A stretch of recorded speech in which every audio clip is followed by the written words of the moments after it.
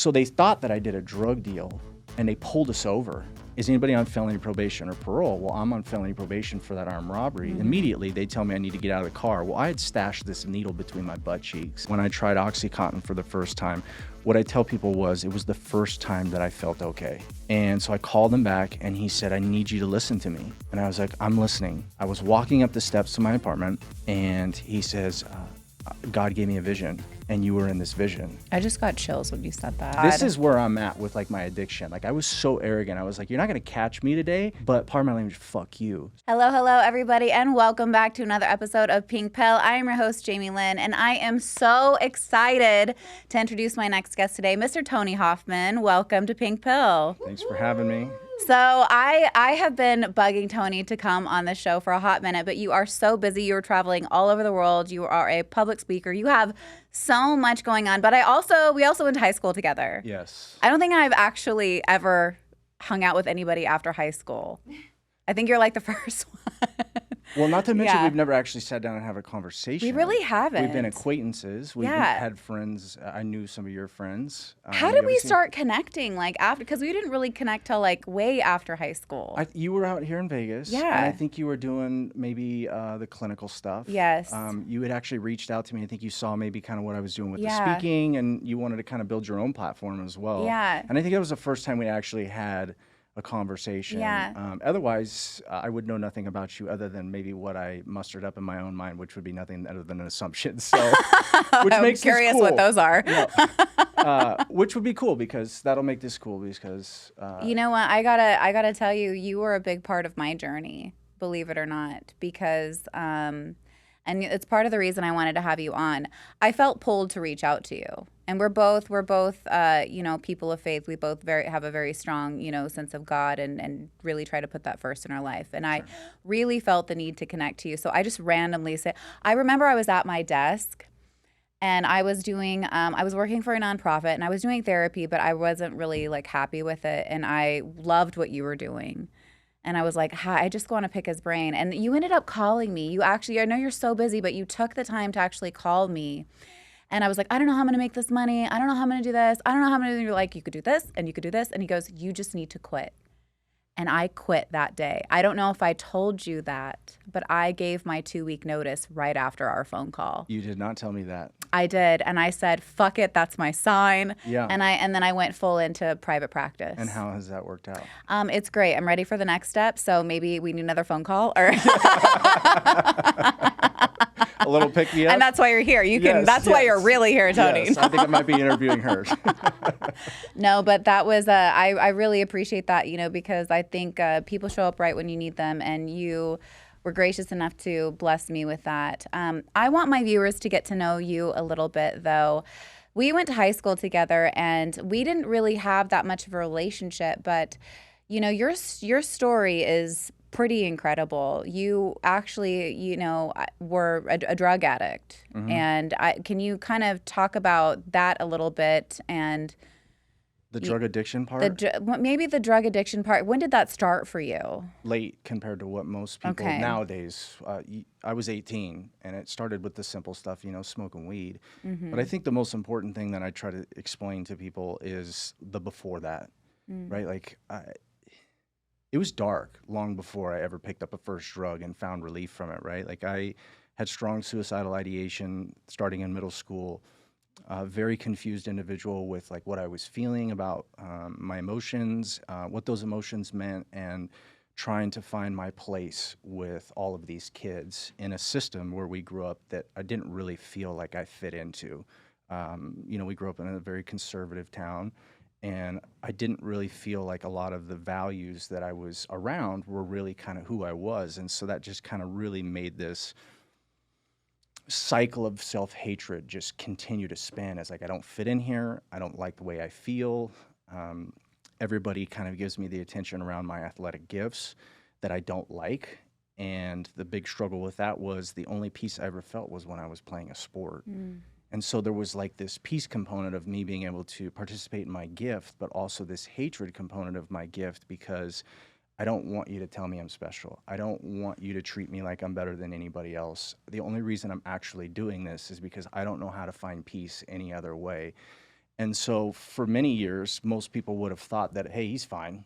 I mean, I was on the cover of a magazine our senior year in high school.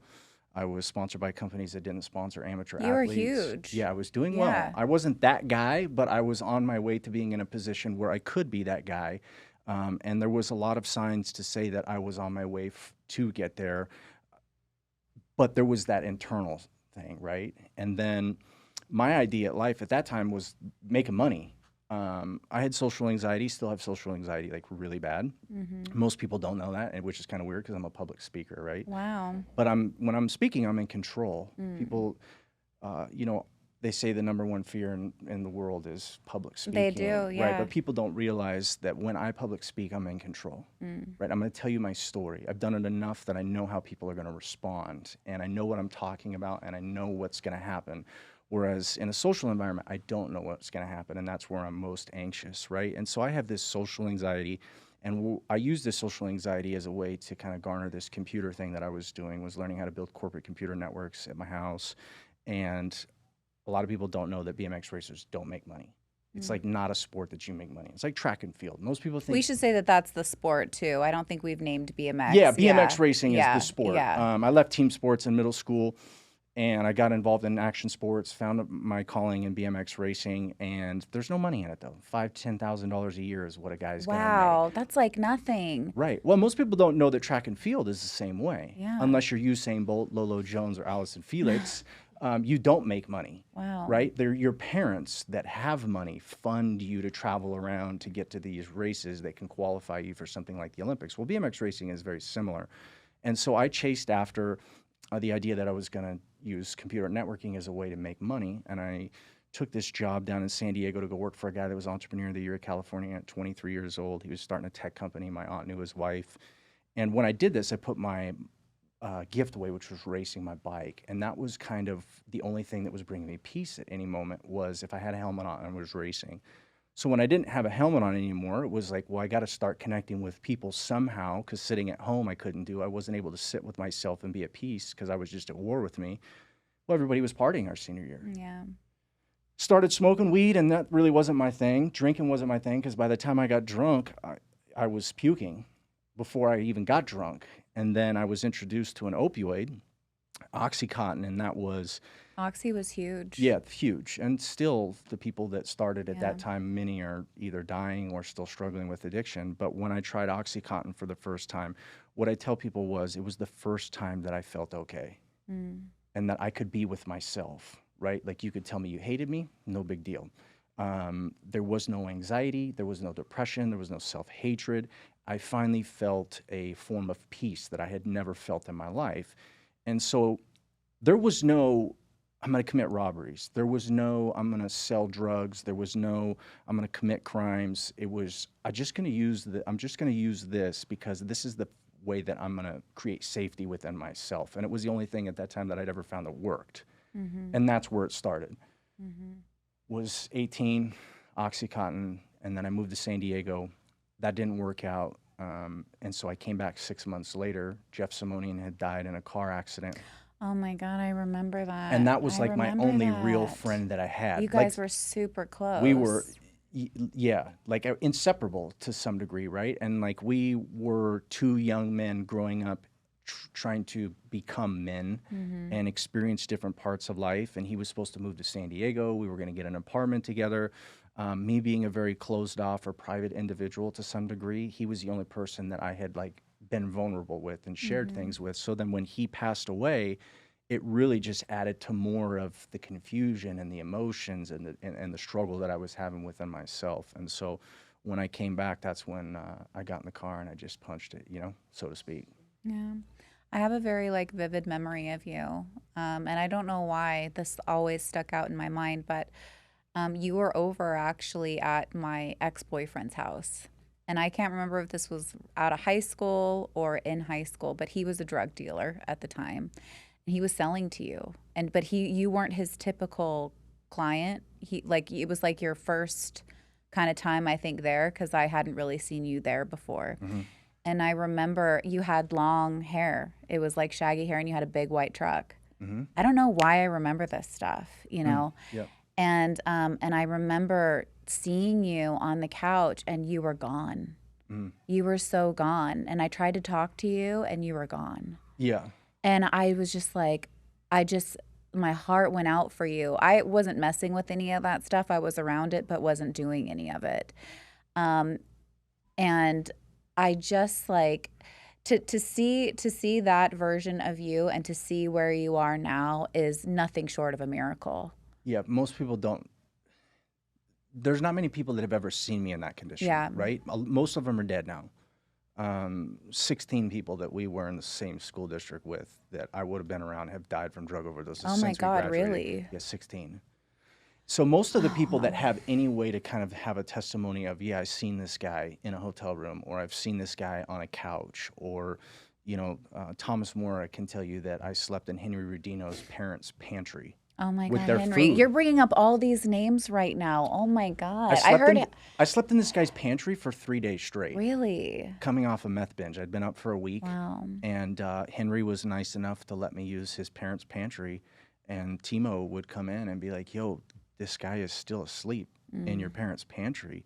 And when you saw me, opioids were probably the only thing that I was dabbling with. But, Yeah, I'm pretty sure that's what it was. I think he sold you oxys. Yeah. Yeah, and that's and I think I know who you're talking about now, and I didn't spend much time around that. Usually I had my own connections, and I most likely would have not been able to get my own, and so I ended up over there just doing what I could to get these pills that at that point I needed. Otherwise, I would be going through pretty heavy opioid withdrawals, which were terrifying.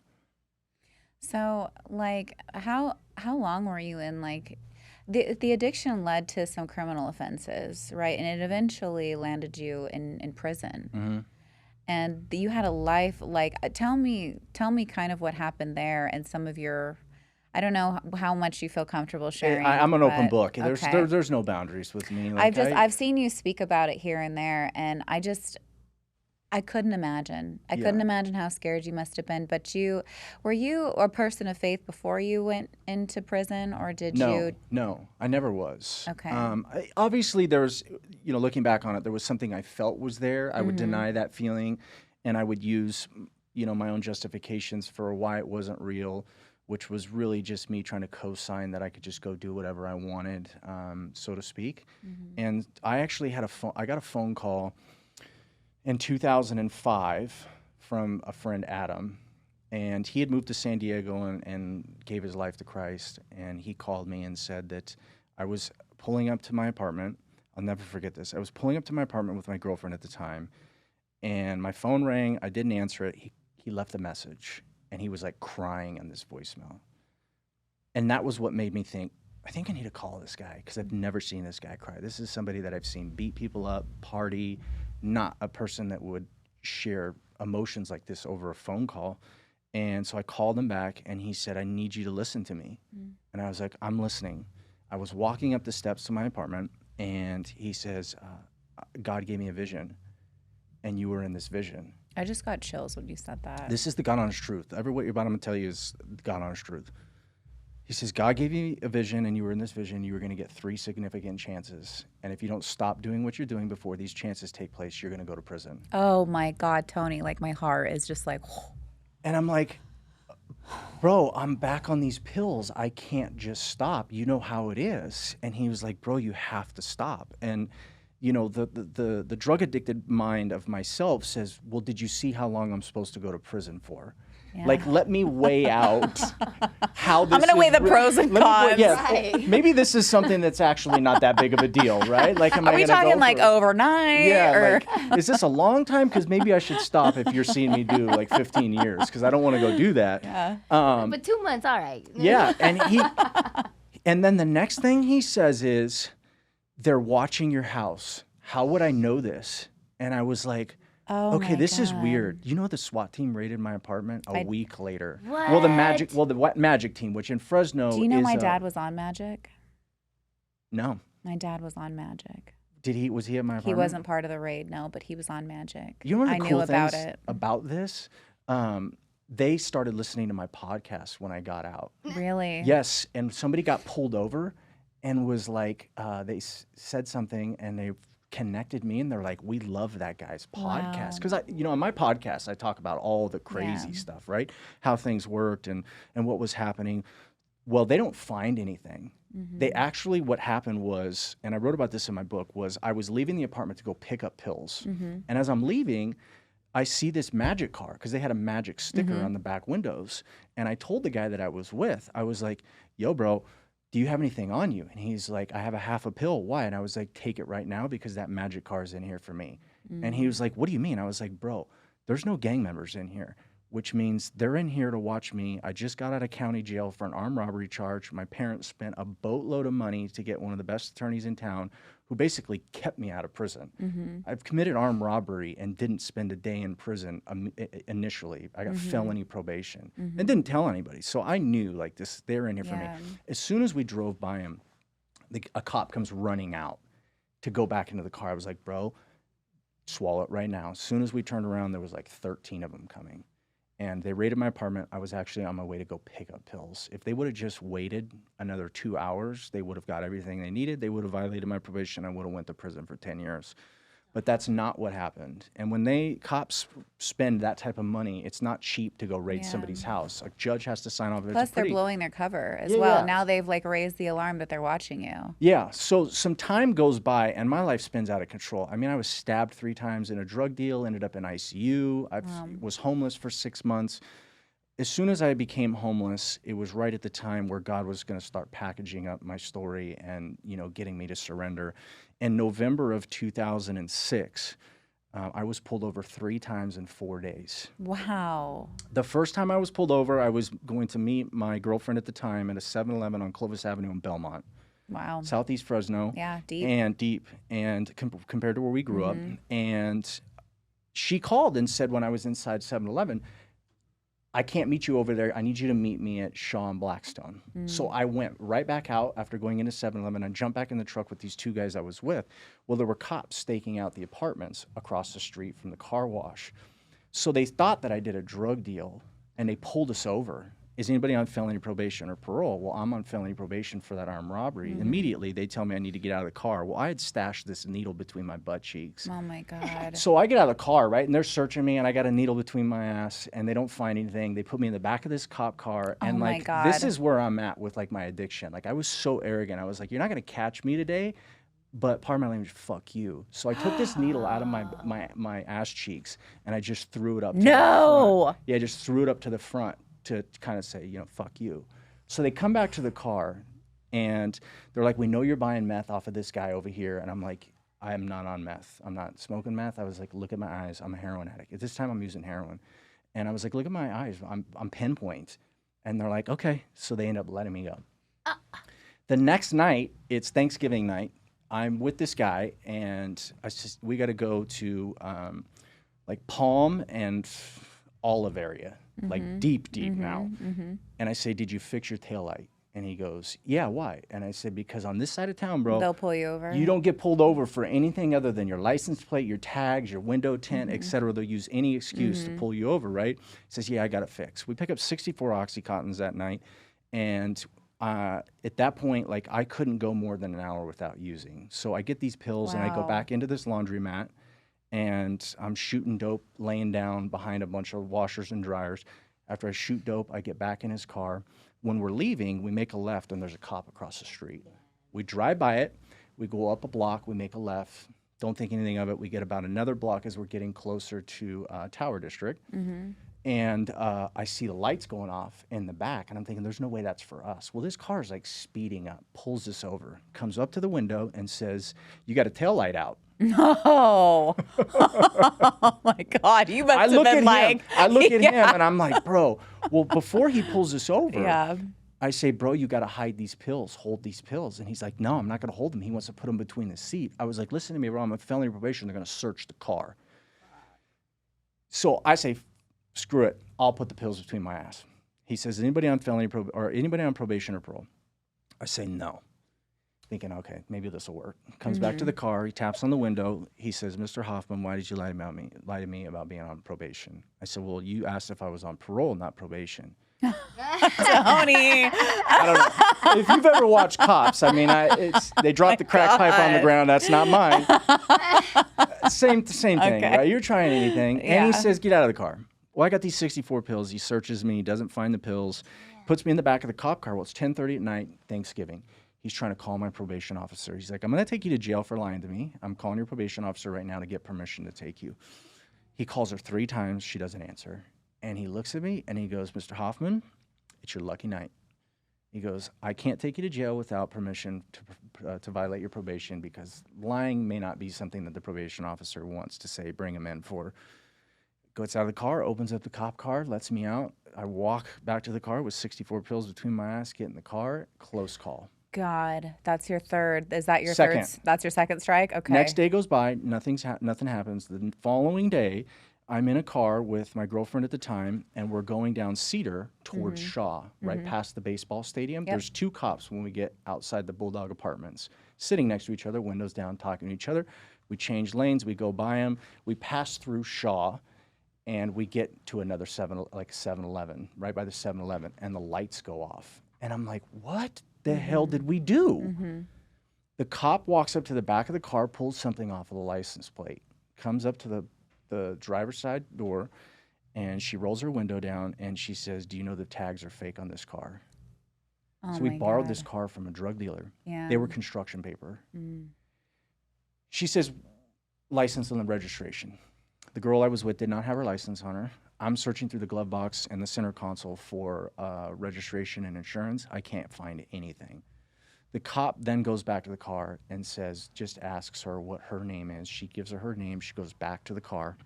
She comes back to us and says, the car hasn't been registered in 5 years. There's no insurance on the car. Where did you get this? We borrowed it from a drug dealer. So we say we borrowed it. She's crying. We were Christmas shopping. We've got some stuff from Manchester Mall in the back. And she says, okay, sit tight. She never asks if anybody is on parole or probation.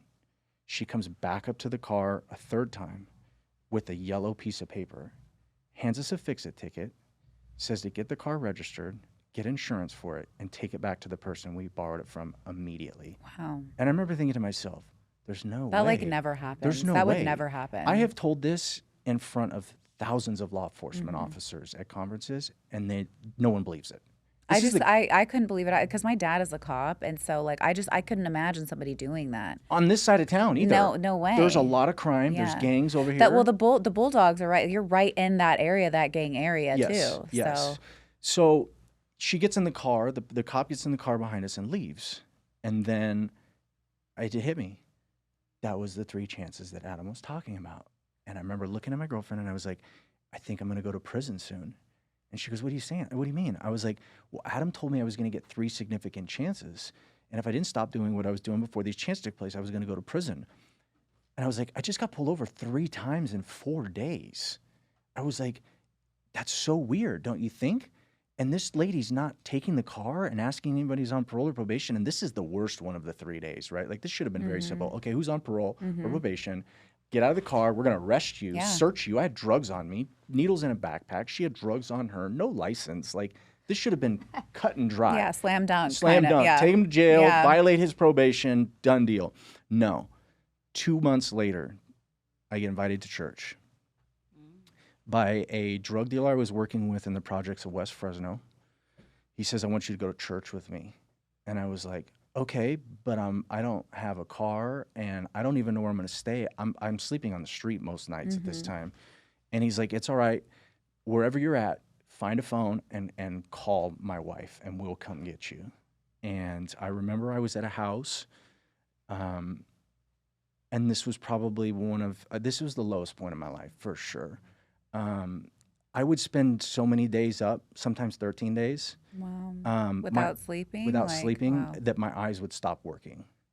So I couldn't see anymore, right? And I'll never forget this. I was in a bathroom, and I had to have 2 needles loaded with heroin for me to be able to get high. 2 separate needles.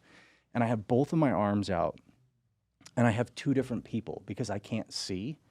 They have to put the needles in my arm, and we have to count down. 3, 2, 1, and both people would hit the needle at the same time for me to be able to get high, right? And several hours later from that, I was sitting by myself at this condo against a wall on the ground. And I remembered it was Sunday. And something says, I need to call this guy. And I called him. And I was like, yeah, I'm over here. And he's like, she's on her way. She comes to pick me up, and I go to a small Pentecostal church in Southeast Fresno.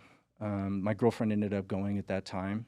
We were the only two white people in there, which I felt at home with black folk. It was just kind of more where I felt at home. And so Pentecostal church, very vibrant, energetic. I don't remember anything about the service, but there was an altar call at the end. And his wife is like kicking me, you need to get up there. And I'm like, this isn't my church. Like, this is my social anxiety. I'm not going up there. Don't put me in front of other people where people are looking at me. She says, get up there. So I go up there. And I'm thinking, okay, maybe he won't call on me. He calls on me second. Of course. Maybe he won't see me. Yeah, maybe he won't see me. Like, this is me. If you really knew who I am, that's me. Like, maybe they won't see me. Maybe if I sit over in the corner and I'll hide behind people so they don't talk to me. Maybe I'll just get a fix-it ticket. Yes. I go up there. He lays his hands on my forehead, and immediately I started crying before he ever said anything. Yeah. I can't explain what happened, but I know what happened was real. He looked me deep in the eyes, and he said that God has favored your entire life and everything that you've done. And I remember I just kept crying and crying and crying. And then all of a sudden, like, I lost my hearing. It was so weird. It was like a vacuum. I couldn't hear. And then I was like looking around, and I could see these three guys that were ministers crying. Like I've never seen people cry like this before. And all I could hear, like, was in surround sound was, praise the Lord, thank you, Jesus, hallelujah. Praise the Lord, thank you, Jesus, hallelujah. And I'm like trying to process all of this stuff that I would have said is phony, right? There's no way that this is real. And then in my heart, I'm just like, I can't believe this is real. Like, I can't believe this is real. Like, I believe this is real. This is real. And then all of a sudden, bam, it was like, shoo, my hearing was back. And I was like, whoa, what the fuck just happened? And I stepped back, and I remember sitting in a pew, and I remember just like, whoa, what happened? Like, I don't know, I can't explain it. And I'm thinking a miracle happened, right? Because I need a miracle at this time in my life. People don't understand. Like, I had size 12 Shaq shoes on. I wear a size 9. I had size 34 LRG jeans on. When I was arrested, I weighed 137 pounds. Jesus. I don't even wear a size 34 right now, and I'm 178 pounds. Yeah. This guy said I've been favored my entire life. I had a Dickies jacket on that was filled with blood from all me using needles, missing, and trying to clean myself off. Like, I don't look favored. I need a miracle, and I needed God to take away the withdrawals so I had just a small shot of getting to where I am today, because the withdrawals are what kept stopping me. They were so painful. It would change my behavior. I would rob people. I would steal. I would just do these things that I didn't want to do, right? I'm thinking, there it is, my miracle. Maybe he's going to get me to a place where I don't withdraw, and I'm going to be able to get away from this stuff. 2 hours later, I was in a Toyota pickup shooting dope with the guy, and I remember feeling defeated. Maybe it's, I'm not good enough for that kind of miracle. That was January 21st, 2007. That night I broke into a house that was up for rent, and 2 p.m. on January 22nd, I woke up with 4 cops that had their guns drawn on me, and I was arrested. And I remember when I got in the back of the cop car, for the first time in my life, I felt more at peace than I'd ever felt in my entire life. And I remember thinking, God was going to remove me from my addiction.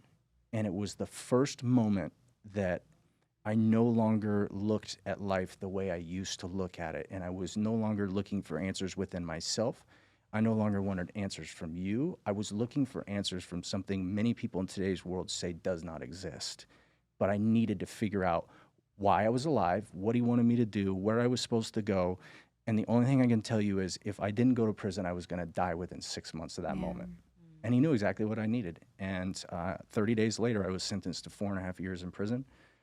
They violated my probation for the armed robbery charge, and I was in shackles on a bus on my way to Wasco State Prison. To start my prison term, and I was in cell living, which I was grateful for. I learned a lot there. But when you get to cell living at Wasco, nobody there was. I was a low offense. Most people were in there for attempted murder, drive-by shootings, stabbings. Many of them weren't getting out of prison.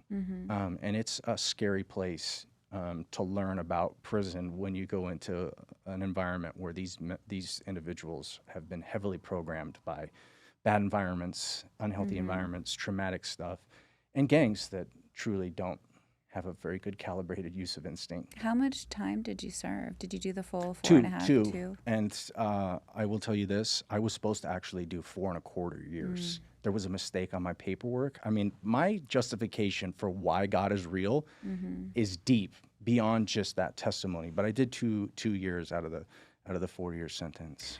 Man, that I can relate to that in so many other ways. Just to, even in, I think that's incredible. Like, God never leaves you and He never forsakes you. Right.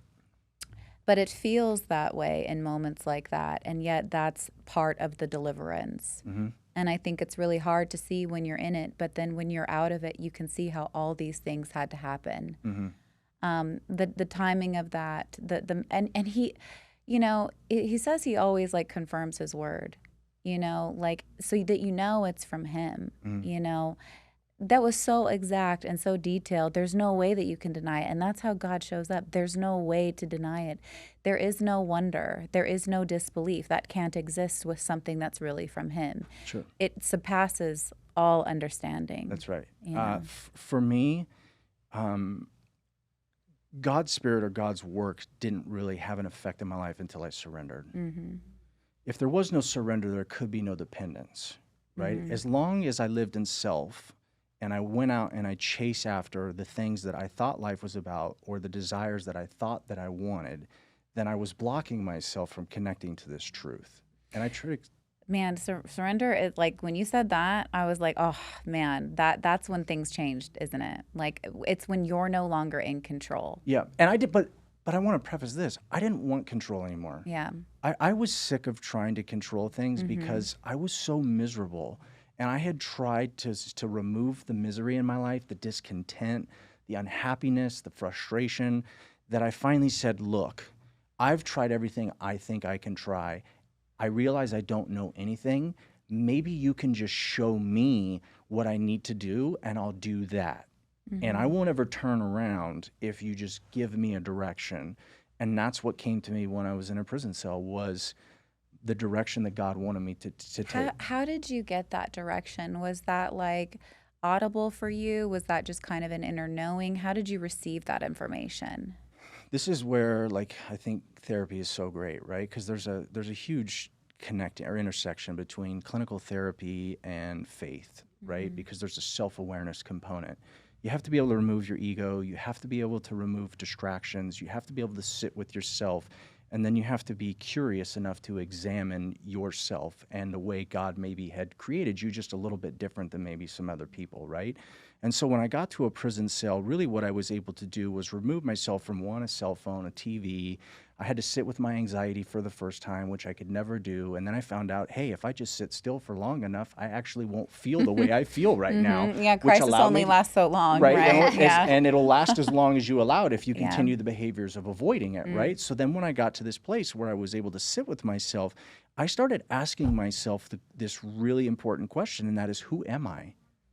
Like, if I'm not an athlete, that's what I do, and I'm not this person who people think I am, then who am I? At the foundation, who am I, and what am I good at without ever having to really think about being good at? Because what I needed to know was, emotionally, what are the qualities that make Tony Tony? You can put me anywhere in this world. I tell people that come to my treatment center, I don't care if you blow this entire facility up. Today, I promise you, if you follow me, I'll take you north, because I know where north is today. But I had to sit with myself and ask myself, who am I emotionally? What are my needs there? And then who am I with my gifts? Because my gifts have an intersection with my experiences and what I can provide for the world. And then I started to realize the reason that I was alive was to take the gifts that I had with sports, to take the gift I had with communication, and to give it to the world to try and make it a better place, to work with individuals that suffered the way I did internally and found relief in drugs that turned into addiction, that became a self-destructive pattern, that they couldn't get themselves out of. And so I really started to look at myself when I was in that cell and say, how can I remove all self-glorification and figure out who I am from there, and then how do I give that to others? And that was the beginning of me going from a very selfish Tony to a very selfless Tony. And those testimonies that come to me, like at the gym one time, I had a guy who go, dude, you were such an asshole in high school. Like you were so arrogant. Like I couldn't stand being around you. And that was great for me to hear, because I was arrogant. I thought I was the shit. I thought I was untouchable. But then when I allowed God to work in my life, I realized I'm nobody without him. And the only reason that I'm here today is because of his grace and his mercy and his forgiveness to give me an opportunity to go and live a life outside of myself, which meant everything I do, everything that happens comes back to me and how I can examine that in myself, and then what I can do to make the world a better place as a result of what I've learned about myself and the gifts that I have. I mean, I think that's probably why God has blessed you so much, is because you have a very selfless way of going about life. And, we're all here to serve. It's not about us. It's all about him. Mm-hmm. And it's about glorifying him, and it's about dying to yourself. And those are really difficult concepts when we live in such an egocentric society, and everything kind of promotes that, I think, it's really impressive too to hear somebody like yourself talk about faith and be so open about that, because I think that that's something that is really kind of shunned and frowned on. It's not something that a lot of people are open to, and yet you give all the credit and all the glory to God. And I think that's incredible. Do you what's your relationship like with him now? Do you talk on the daily? What does that look like? I'm very weird, I guess you could say, about my faith, because it's not driven by belief systems my family basically inherited through some type of ritual or system or tradition that I was raised in, right? And so I had to seek out that relationship while I was in prison. And the number one thing I had to learn to do was pray and meditate. And that's a very confusing concept for individuals, because what do I say and what does meditation look like? And I always try to tell people, you don't have to cross your feet and put your hands up like this. You don't have to pray for something specific, but it's really about having a conversation about or with this individual or this thing that exists, and reflecting back on yourself. And one of the ways that I do this most is in a car. I rarely listen to music in a car. I'm very, very disciplined when it comes to just keeping the music off. Now, if I'm dating somebody, it can be a little bit nerve-wracking, because it's like, yo, why are we sitting in this car right now with no music on? Like, this is kind of weird. Right, yeah, sure. And I have to try and find the middle ground in that, because while I'm in the car, I'm actually talking, praying. I'll see homeless people. I pray for them. I think to myself, God, I wonder what their story is. And I have this constant contact. Oh, I just remembered something. And so that for me is my big moment. I start my day. I do a lot of journaling. I became a big journaler. For many, many years, I woke up every single day and I wrote a letter to God about where I'm at, these things that I desire, the things that I hope that he can use me in. And a lot of it is about make me a useful tool for you. Help me through this situation that I'm in. I'm frustrated. I would spend a lot of time writing about my feelings, because I was had a low EQ for a long time. So having to do that, I would write my feelings out and so forth. So it's really a constant contact for me, because I'm really against religion. I'm really anti-religion. Well, religion, I think this is where people kind of get confused sometime, because the church can hurt a lot of people. I know it's there for good, and I'm not trying to knock the church, but the church is run by men. Sure. Faith is God. It's a personal relationship with God, and it's hard when you see men that are flawed, and we're all sinful, doing things that are representing, and they serve as a representation of God. It's easy to associate God with something like that, when really humans are humans. You can love God and still sin. That's right. But your relationship with God is something completely different. And faith is the number one thing that really is what creates such a beautiful thing with God. And the church, in my opinion, will rob individuals of their faith, because it teaches you to stay in this box. You have to be here for God to work. Don't go out there. Spend your money here. Exactly. Go on our ministry trip. Go to the Dominican Republic with us. Yeah.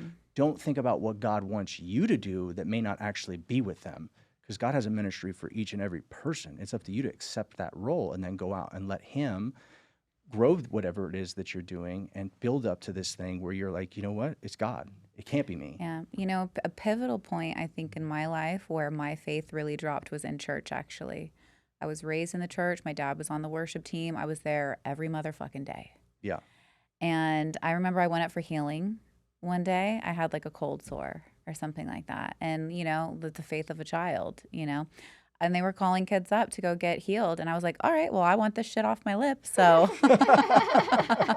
so I went up there, and I remember the pastor, and I was also bullied by the pastor's daughters as well. So that it was hard for me. And they robbed me of my money as well. They took my money from me.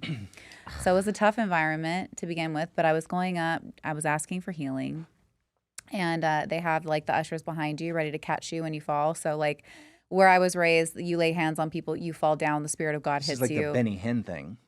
Yeah, I grew up in a kind of wacky church. I saw some crazy shit, you know, but nonetheless, I don't know, you know, I'm fucking heal me. I want this shit off my lips. So I go up there for healing, and the pastor comes up, touches me on the forehead, but I don't fall down. And I see a string of kids, and everybody's falling, right? And they have a little one to catch you and the other one to put the blanket over your, you know, dress or whatever. And, you know, when he came up to me, I didn't fall down because I was waiting for the Spirit of God to hit me, you know? I wasn't like, I didn't fall down. And he goes, and he kept doing this, and I was like, I'm ready. You know? And then I remember the pastor said this to me, and he goes, lie down. And it broke me. That moment broke me. And I remember I lied down, and I remember I was staring up at the ceiling. I remember looking this way and looking this way, and everybody's there. And I was like, it's either one of two things. God's not real, or he didn't heal me, or he chose not to heal me. And that was when my faith really started to break. Sore. Yeah, well, I mean, a cold sore.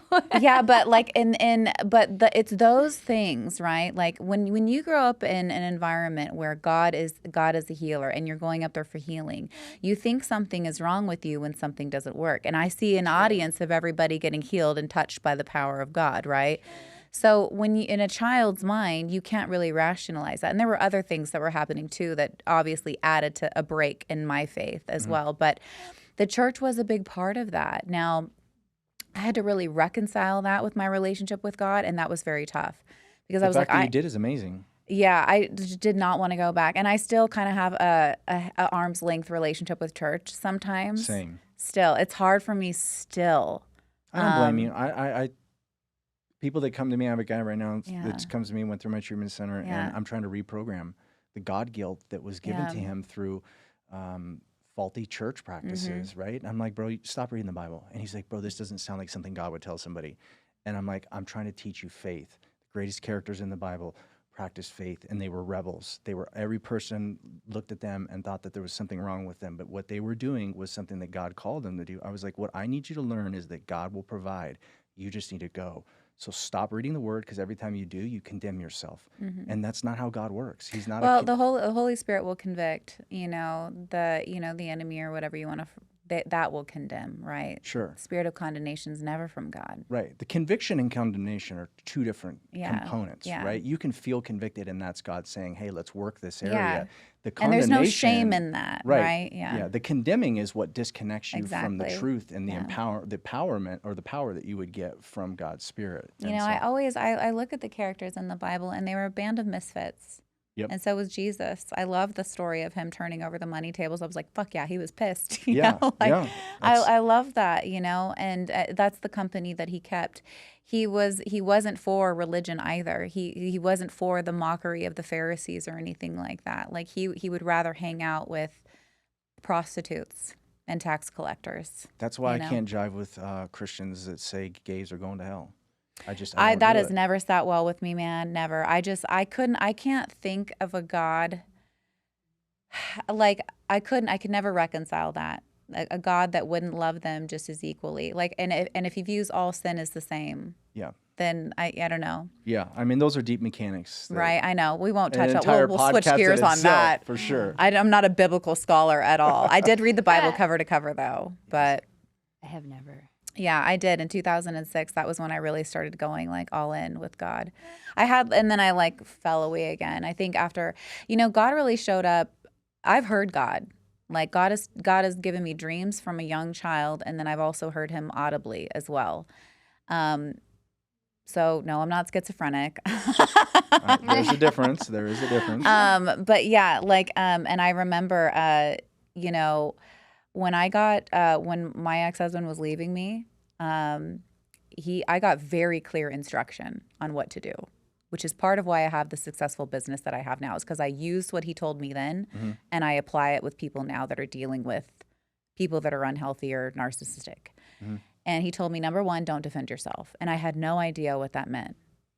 All these things were happening, and he's like, don't defend yourself. Number two, we were in an argument one time, and he was already divorcing me and whatever, but he was just kind of trying to rattle me or whatever, and we were in an argument. And I almost had this kind of out-of-body experience where I was looking at him, and I was seeing myself, and very clearly I heard this: I wonder where you're going to be a year from today. Calm and soft. And I was like, yeah, I wonder where. And there's chaos happening in front of me. A year from that day, I moved to Vegas.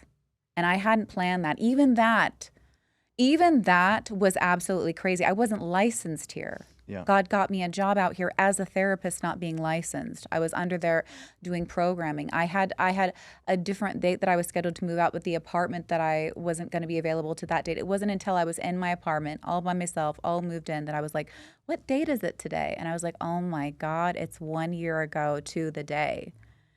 And, and there was so much that happened with that where I could look back on something incredibly painful, and I could see how he was there with me the entire time. And not only was he there with me the entire time, that way was already made. Oh, yeah. Already made, Predetermined. already set up for me. And so when you share stories like that about his, involvement the whole way, I hope that gives people comfort to know that even though it looks so messy, even though it looks so dark, if you are a person of faith and you're ready and open, he will make a way where there is no way, and you don't have to figure out the chaos. He will do it for you.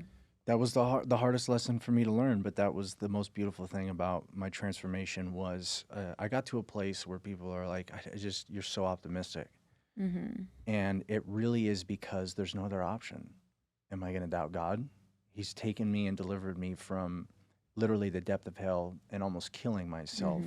So if I blow my knee out and I lose my professional racing career, there's clearly a reason for it. It wasn't because I'm not ever supposed to be successful. It's not because I'm not good enough. It's because this wasn't what I was supposed to be doing, and that this is my cue to change directions, right? I had this ability to then take these things that were negative or these situations that I would go through and completely implode from, not being able to regulate myself emotionally or just having an absolute negative pessimistic victim mindset, to where now it's like, okay, let me take a step back. Let me see how this plays out over time and just do what I know I need to do. Or in the program of recovery, we say, just do the next indicated right thing. And eventually you'll get to a place where you look back and you say, this too shall pass, and everything had its purpose and got you to a place that you were in a much better position than you were before. And that is how you increase your faith. So I love that. I think it's very helpful to kind of break things, down. And faith also comes by hearing people speak about it as well. Sure. I remember you wanting to go to the Olympics. Yep. For yourself. Yes. Right? And you kind of have a story around that because you did end up going. Yes. Not the way I thought. I thought I was going to get there as an athlete. When I was in prison, I started getting strong visions of getting back on my bicycle, starting a program for kids, going to the Olympics, and telling my story. And the Olympic one was obviously the one I liked the most because it felt like this really cool Lance Armstrong, Josh Hamilton comeback story where there's a lot of praise. And I kind of like the idea of that, so to speak, in regards to I was going to have a platform to tell people about what God was doing and how he had delivered me from where I was to get me to where I'm at. And almost my third year back on my bicycle, second year, at the end of my second year, I was racing at the Olympic level. I was doing very well. I thought I was going to get my first top 3 in Orlando, Florida, with the best in the world. So I came back to BMX. Within a year, I had made it to the highest level of racing pro. I'm now racing the highest level, and this guy that went to the Olympics in 2012 crashed me. And I almost shattered my shin, snapped my ACL, obliterated my knee. I needed knee surgery, and it became a career-ending injury. And I remember thinking to myself, there goes my dream. And I knew I loved helping people, and I was really good at coaching. So I started coaching people, and I started pursuing that. And I thought to myself, maybe I can become good enough at coaching that I can just get there as a coach. And to me, I felt like that would be equally as special as making it as an athlete. And sure enough, I spent a lot of energy learning how to coach. I had some great mentors that taught me a different idea when it came to using technology to train athletes, which at that time was new for BMX racing. And within 4 years, I had coached 2 world champions, 3 national champions. I have a wall of jerseys in my house from athletes from the UK, Czech Republic, Bolivia, Australia, United States, very decorated athletes. I coached a guy for couple of years that was on a McDonald's cup, a Hershey's wrapper, an Olympic athlete. Coached a guy from Ecuador that was a 2-time Olympian himself, and then Brooke Crane, who was my top female athlete. She made the Olympic Games in 2016, and that was my ticket to the Olympics was through the gift of Brooke. And we spent every day together for a long time. There was a lot of discontention with the girl that I was dating at that time that, she thought we were having a relationship. She ended up being a lesbian, and I'm like, God, I promised you. Like, see? Yeah, I told you, like, you don't have to worry about this. But, when I got there, obviously I'm overwhelmed with gratitude. Like, I'm writing my letters to God at this time on the beach in Rio de Janeiro, and I actually don't know what's next after that, because I became a professional athlete. I started a nonprofit called the Free Will Project that was very successful for several years. And at that time, I was now coming into becoming one of the top substance use and mental health speakers in the country. And I went to the Olympics. The 4 things that I felt God was telling me he was going to do for me if I surrendered and just followed his direction. And then it was like, I don't have any visions anymore. Like, I don't have this new feeling in me that's like, go. And so I remember feeling like, well, what's next? And I just remember thinking, like, all I have is speaking. I think I just need to keep doing that. And then I met a guy who was a very successful speaker for many years named Chris Herron, former NBA guy, played basketball at Fresno State, where we grew up. And I met with him, and he said, are you married? And I said, no, I'm not. And he's like, you got a girlfriend? And I was like, nah, I don't. And he's like, well, you're never going to get married. You're never going to have a girlfriend if you keep traveling 250 days a year. Yeah. This was great, though, because God used him to do something in me. And I was like, Chris, I don't have anything else. This is my life, and I'm okay doing this, right? Like, I love doing what I do as a speaker. But I do see that this is not going to work in the long term, right? And he was like, this is what you're supposed to do. And I was at his treatment center. He was starting to phase out speaking and spend time helping individuals like ourselves that struggle with addiction. He started his own treatment center. And that was what started the new vision. Oh, I can start a treatment center, and I can continue to do the work that I do helping other people and sharing my gifts with individuals. And 2 years later, this guy was like chasing me around. I had him on my podcast. He's like calling me. It's during the pandemic or whatever. And I'm like trying to move to Texas. Like, I'm not trying to answer this guy's call. Yeah. I answered it finally. And he's like, bro, I'm trying to start a treatment center. I said, well, I'll connect you with somebody. And he's like, nah, we're going to start a treatment center. And I was like, nah, dude, like, I'm trying to save my own money and do this. I don't want anybody to tell me what to do. And he was like, just fly out to California and talk to me. And I said, all right. That's Matt Paz, my business partner. PH Wellness is the treatment center that's been open now for 1.5 years. Paz Hoffman, it's a play on words. Our saying is find your balance. PH Oh, I love Wellness. that. That's Yes. so cool. That's clever. Yeah. We have a stabilization addiction treatment center in Riverside County. We're licensed for 12 beds. We just bought another house to add 6 more beds. So we do detox and residential treatment, which is like the first 30 days. And so now I see myself slowing down speaking over the next 2 years and spending more time kind of starting this brand, which I want to take around the country to make what I tell people is the McDonald's of rehabs. I want to make something where you know what you're going to get anywhere you go, and something that has high quality care with clinicians that have a very good understanding of addiction and how to help people heal from root causes and traumas that give people, in my opinion, a really good reason to go use drugs, because a lot of people don't know the stories of individuals that get hooked on drugs. I know. I think it's really easy to judge somebody that is an addict because you're looking at the behavior, but you can't see what's past the behavior. Sure. And that's, I spent a lot of time in healthcare even saying, any idea that you have preconceived about an individual that struggles with addiction is not your own thought. It's not. It was a belief system that somebody gave to you. It was your mother, your father, a cop, what you thought or heard somebody else say, then you took that, accepted that as a core value and belief for those type of individuals, and then you just used that against them without ever knowing. The guy that came to my treatment center that started using drugs at 12 years old was tied to the front of his bed by his stepmother, stripped naked, turned the AC on as cold as it could get. And if this poor 8-year-old boy actually went to sleep, she poured ice cold water on him, tortured him. Why? Because his dad was using meth and would leave the house. So she'd take it out on this poor boy who the first time he felt relief was a bottle of alcohol at 12 years old. It's those stories you don't think would ever happen. Well, he has a really good reason to drink alcohol, in my opinion, because what happened to him is something I could never even fathom. My mom and dad have been married 47 years. But I'm grateful today that I get to share what I've learned with a lot of people and my experience of my faith when people call on and ask about my faith and how much God has really done in my life. Well, Tony, I think I'm so glad that you came today because I could ask you so many other questions because I know you're so rich with information and you have a way of translating that across an audience that I think is easy to digest, but also very palpable. It sinks in. People know the truth when they hear it, and there's something very real and calming when you speak. And I think that you've given a lot of people hope, today. Thanks. Well, can you tell everybody where they can find you, what you're up to? Yeah, you can find me on social media, Tony M. Hoffman on Instagram, Tony M. Hoffman on TikTok. I don't use TikTok that much right now.